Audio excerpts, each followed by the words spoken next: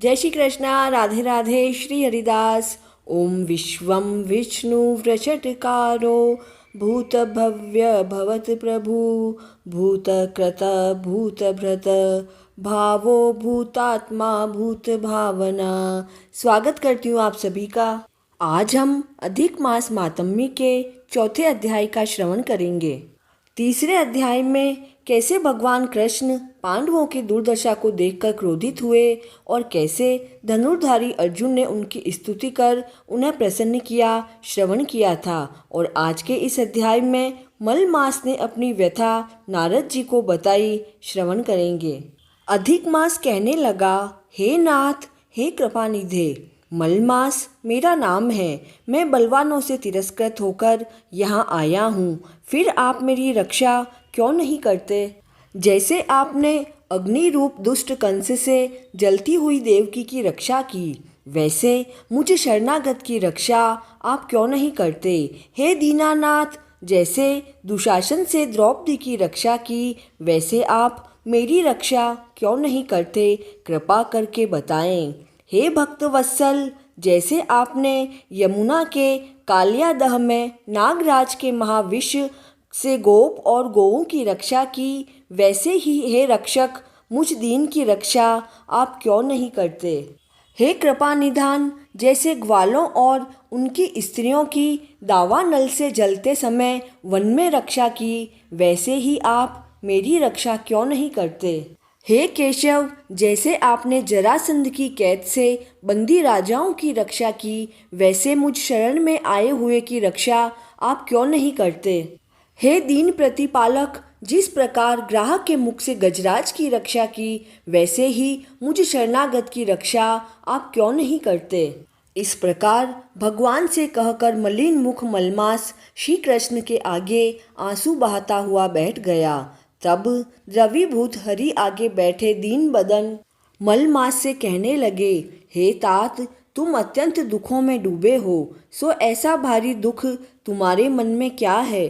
तुम किस प्रकार का सोच मत करो, मैं तुम्हें दुख में डूबे हुए का उद्धार करूँगा। मेरी शरण में आकर तुम सोच करने योग्य नहीं हो। नारायण बोले।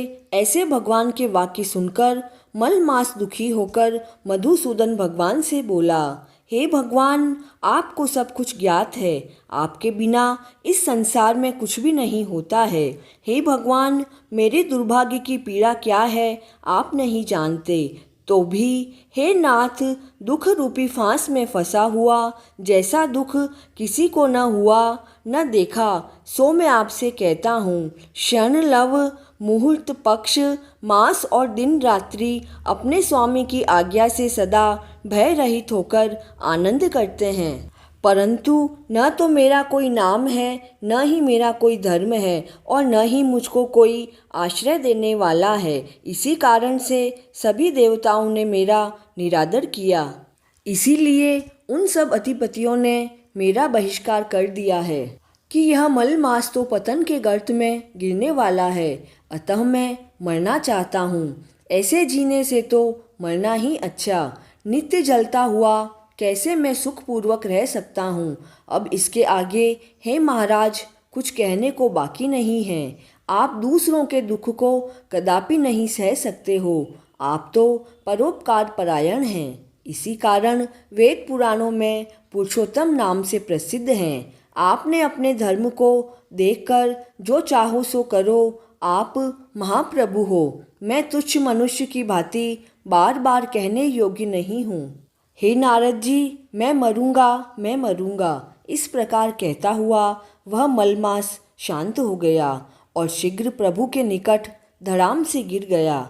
उसको इस तरह गिरते देखकर सारी सभा आश्चर्यचकित हो गई। नारायण बोले, अधिक मास के ऐसे शांत होने पर महाकृपालु श्री कृष्ण भगवान शरद चंद्र की किरण के समान शीतल और मेघ के समान गंभीर शब्द से शोभायमान वचन कहने लगे।